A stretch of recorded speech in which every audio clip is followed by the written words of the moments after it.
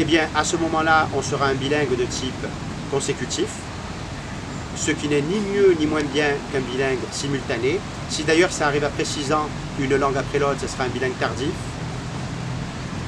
Une langue après l'autre, ça fera que dans la première langue, on aura commencé à développer sa fonction langagière, dans l'habileté de compréhension puis de production, et qu'ensuite, on acquérera les compétences dans la deuxième langue en se basant sur celles de la première langue.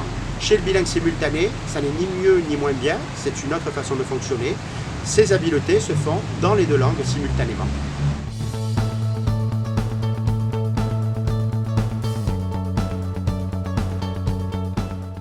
La communication est vitale à l'homme animal social. Développer sa fonction langagière est une priorité pour accéder à cette communication. Et la langue est un outil de ce langage, lui-même vecteur de la communication. Donc c'est une habileté et non pas un savoir qui est développé dans la communication et dans le langage, avec un outil qui est la langue, avec un lexique, une syntaxe, une grammaire.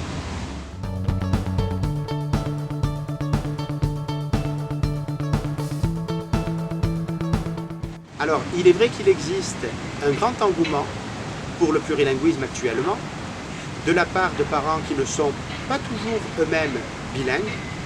Ils peuvent éventuellement réaliser ce projet, mais il est important qu'ils soient dûment éclairés dès le début pour fournir à l'enfant les ingrédients utiles à ça. Déjà, la réponse à un besoin, la réponse à une envie, l'exposition à un bain linguistique régulier et fréquent, et puis une spontanéité dans l'usage de ces langues.